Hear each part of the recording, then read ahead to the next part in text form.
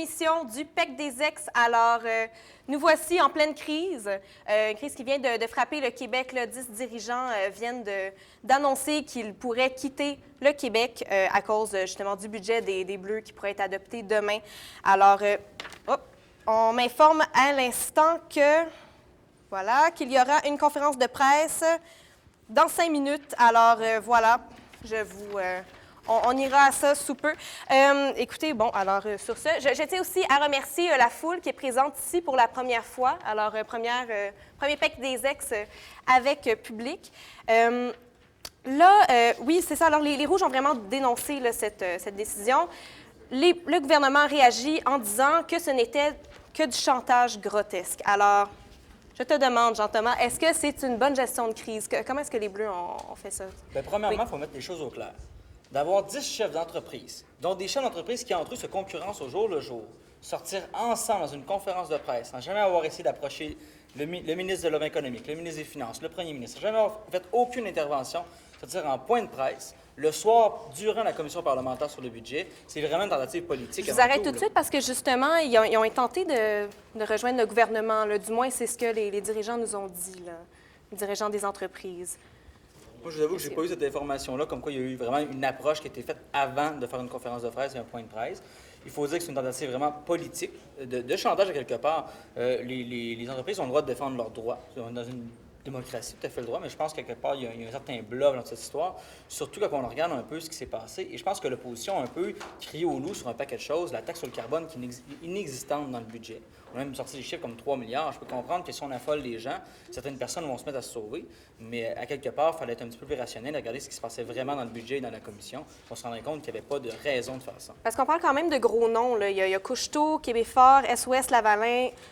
Ça pue trop, là. Absolument. Qu'est-ce que vous en pensez? La crise actuelle est très grave. On a l'impression que le gouvernement ne la prend pas au sérieux. On a 10 fleurons québécois qui ne font pas juste menacer, qui ont pris la décision de déménager leurs sièges sociaux dans d'autres provinces canadiennes. On parle de 70 000 emplois ici. Moi, je vais vous avouer que je suis assez pantois face à la stratégie du gouvernement actuellement. Je ne sais pas où ils s'en vont avec ça. Je ne pense pas que c'est en faisant le coq devant ces entreprises-là, en bluffant, qu'on va réussir à arriver à un consensus avec eux.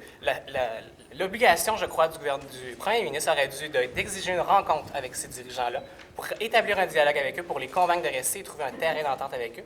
Et c'est ce qu'il n'a pas fait. Et Kevin Alexandre, tu trouves normal les entreprises qui ont bénéficié d'un climat fiscal très intéressant, des subventions. Il y a même la Caisse de dépôt et placement dans plusieurs des cas. Je pense encore à Québec fort, il y a 45 des parts qui appartiennent à la Caisse de dépôt et placement. Pour ça, normal que du jour au lendemain, ils peuvent faire du bluff au gouvernement. Puis le gouvernement aurait dû plier. C'est ça qu'un gouvernement fort. C'est pas du tout du jour au lendemain. Ça fait plusieurs années que la communauté d'affaires fait des demandes auprès du gouvernement pour assainir le climat d'affaires, pour le rendre plus propice aux investissements. C'est ce que le gouvernement n'a pas fait. Et vraiment, l'adoption du budget bleu demain sera la goutte qui fera déborder le vase. Est-ce qu'on aurait dû, parlons du budget, là, est-ce qu'on aurait dû modifier le budget, arrêter la commission parlementaire? Qu'est-ce qu'on aurait dû faire avec ça, là? Bien, je pense qu'il y a un travail parlementaire qui devait se faire. Un budget, une fois qu'il n'est pas encore adopté, bien sûr, c'est une proposition qui est faite par le gouvernement. Il y avait déjà un climat d'ouverture qui était fait. À voir, est-ce qu'il fallait tout arrêter et tout recommencer sur le chantage de quelques des entreprises? Je pense que non. Je pense que les parlementaires ont un travail beaucoup plus sérieux à faire avant tout. Ça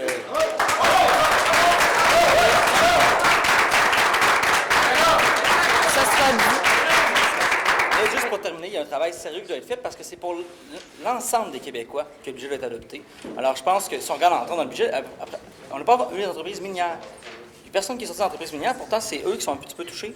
Peut-être parce qu'ils sont d'accord, eux. Moi, je pense que ce travail-là doit être plus grand que seulement des entreprises qui font un bluff politique dans les médias. Est-ce qu'il aurait dû y avoir quelques concessions? Là? Bien, je crois qu'avant de modifier le budget, vraiment, je l'ai dit plus tôt, mais le gouvernement aurait dû demander une rencontre avec les dirigeants de ces entreprises-là pour connaître leurs demandes réelles et établir un dialogue avec eux, une négociation avec eux. Après ça, on aurait pu proposer des modifications au budget, mais au départ, il aurait dû y avoir une rencontre. C'est ce qui n'a pas eu lieu. Et moi, j'aurais une réaction également. Il y a eu une conférence de presse qui a été faite par le premier ministre avec 5 entreprises québécoises.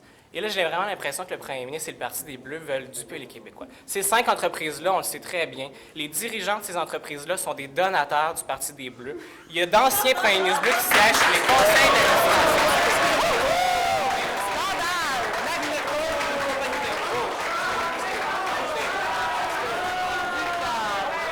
Je m'excuse, Magna Corp est une compagnie de gauche et une compagnie des Bleus. Regardez la liste des donateurs du Parti bleu et ils en font partie. C'est des entreprises qui sont Couche-Tôt, proches du le gouvernement PDG bleu. ressemble vraiment à un ancien rouge aussi de Couche-Tôt, c'est spécial. Un ancien chef.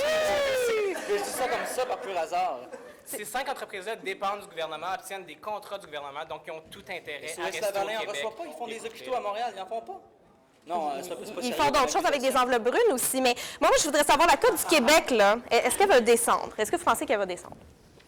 Bien, Mais si ça, rien Standard n'est fait, and je Poor's. crois que oui, parce que là, présentement, le gouvernement ne prend pas au sérieux qu'est-ce qui se passe. Il y a la notation du Québec est présentement sous surveillance et le gouvernement n'agit pas. Il n'y a aucune rencontre qui est faite avec ces entreprises-là et je suis convaincu que le premier ministre Pelletier aura l'odieux d'une décote du Québec et d'une dégringolade de la Côte du Québec. D'accord.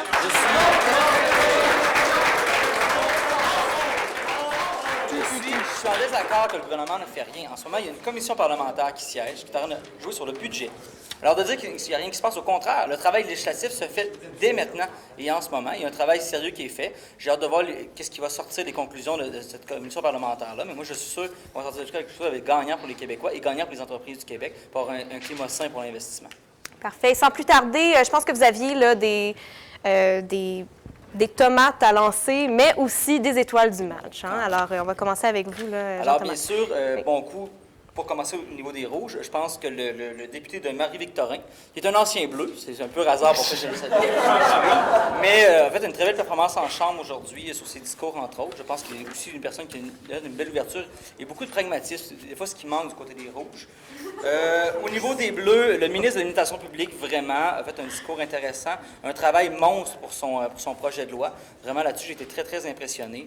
Ma tomate de la journée, une déception, parce que je m'attendais à beaucoup.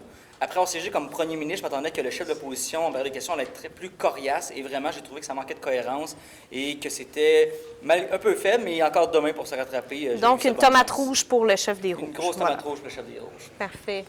Moi, de mon côté, je remettrais une étoile à Marielle Gélozo du Caucus des Rouges qui est arrivé un petit incident aujourd'hui avec les pages. Elle a perdu son discours, en tout cas une page ou deux de son discours. Et elle a dû improviser, se lever, improviser son discours. Et elle a très bien fait. Je pense que ça vaut la peine de souligner le travail qu'elle a fait. Et une recrue chez les Rouges, Jean-Christophe Morin, qui a critiqué le projet de loi sur la justice. Il a fait un très bon travail, un discours punché. Il était incisif dans ses attaques. C'est pas les avocats qui manquent, hein, du côté des Rouges non plus. Des Rouges, Oui. je pense qu'on a juste ça. Et au niveau des tomates, je remettrai la tomate au ministre de la Justice bleue qui s'est fait prendre au jeu lors de la période de questions lorsque la critique de la justice rouge lui a demandé s'il allait inclure dans la réforme du CPC un des articles. Et finalement, il a répondu oui, on va l'inclure, on va inclure l'ensemble des recommandations. Et finalement, la critique rouge a répliqué que justement cet article-là ne faisait pas partie des recommandations. Alors, il a démontré qu'il ne connaissait pas son dossier. Et je voulais peut-être juste, j'ai oublié ma recrue Oui, rapidement. aujourd'hui. Oui. Andréane Mercier des Bleus, qui a fait un discours d'appui au projet de loi sur l'administration publique, a fait un excellent discours, très posé pour une recrue, vraiment d'avoir ce talent oratoire-là déjà, c'est un beau potentiel pour l'avenir. Parfait. Alors, très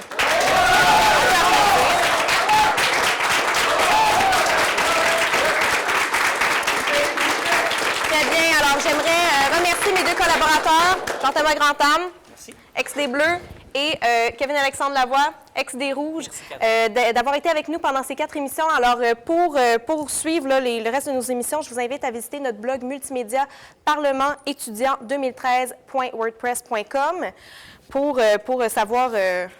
pour voir nos amis en interaction. Et voilà, sans plus tarder, je vous amène avec la conférence de presse là, de la Coalition large de l'Association pour une solidarité syndicale des travailleurs, la CLAST. Merci.